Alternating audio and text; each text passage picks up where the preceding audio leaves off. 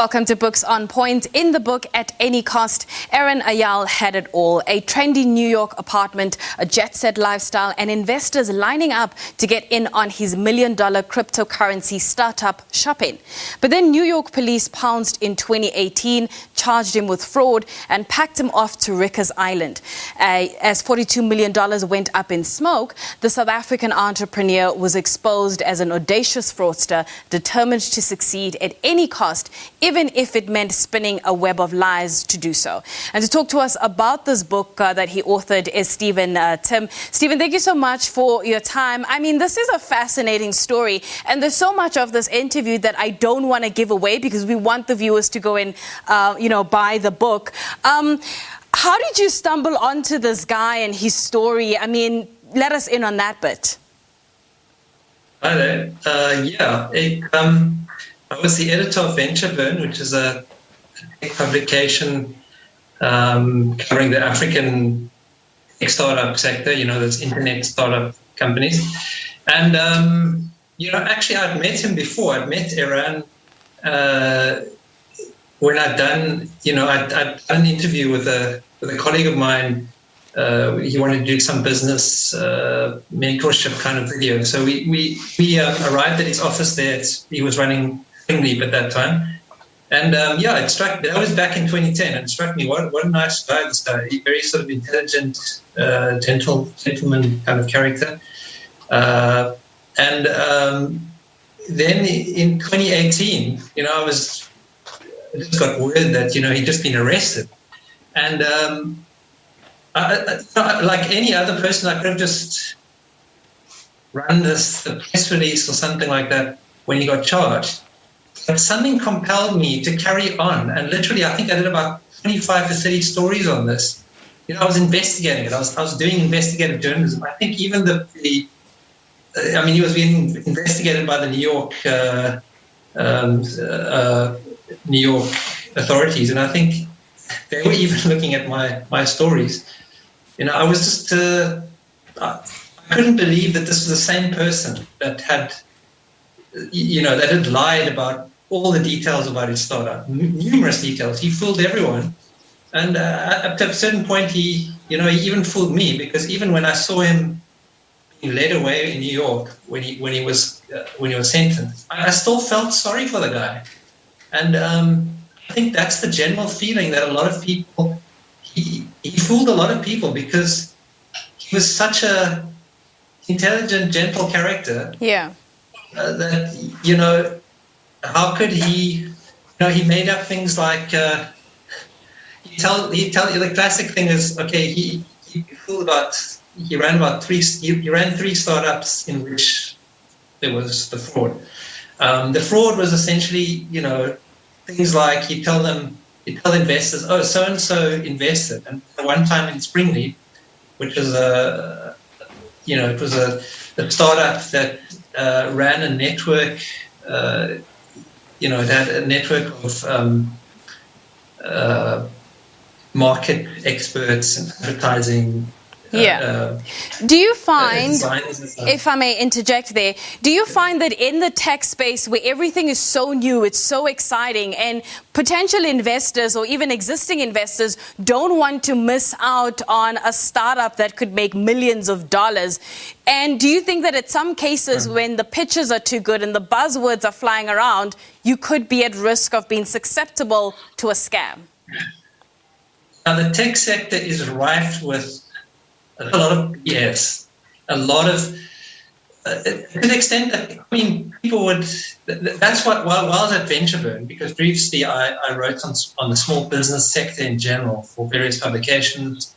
And then I came to, covering this, which is a subset of small businesses really, the tech startup sector.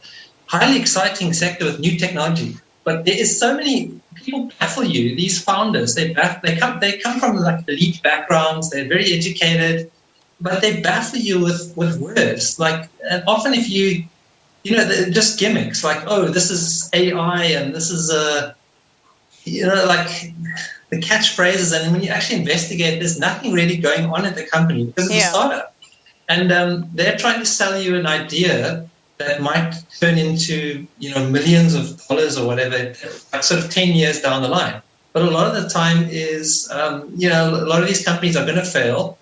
And unfortunately, some of it's just overhyped, but there are the kinds of, you get the wrong kind of person behind it. And, as in Mr. Eyal, he wrote pitch decks for other companies, for other startups. So he was a total master at saying, he knew exactly what to say and how to say it. To the extent that on his pitch decks, they were covered with lies. Like someone would leave his company a few months before and he wouldn't take them off the pitch deck because it's all about who you know. So it's like you put the marketing person there and the technology, like the tech officer or whatever, but it's what companies they work for. So unfortunately, a pitch only lasts for like sort of 5 to 10 minutes, and people don't really. And I include in the book too. I take on the investors themselves. I mean, investors look pretty silly. They don't actually go into the. Do they look properly? And these are sort of rich guys too. Mostly men, and it's kind of a very macho. Very boom, boom, boom, boom. It's like almost like being at a bar downing shots. And these guys they're offloading like sort of $100,000 there, $100,000 in all these businesses. What is the one thing? Not taking them up properly. What's the one thing you want people to get from this book? I mean, there's so much, but what's the one thing that comes to mind for you? I want people to actually see the real side of the tech sector. The tech sector is run by a PR agent, man. For every one of me, you're like a journalist who just wants to find out the truth. I get about 20 or 30 PR people, man. So they're flogging, and PR is a lot of hot air and a lot of lies too. There's some truth there, but essentially they just want to make a whole lot of money. So I think the book just shows you, from what you see, like these startups, it looks like a hip hop video sometimes when people, land. Or you always see like the reports, this guy got 10 million rand, this one got 40 million, this one, and it's like pump, pump, pump. Like we're all excited and stuff, but what you don't see is kind of like a lot of these companies are just about to close every time, and that funding is just drip feeding. And then the kind of almost the lies that these companies have to spin to investors because they're not actually making any turnover. But they even lie about like in this Eyal's case, he'd lie about who he did business with.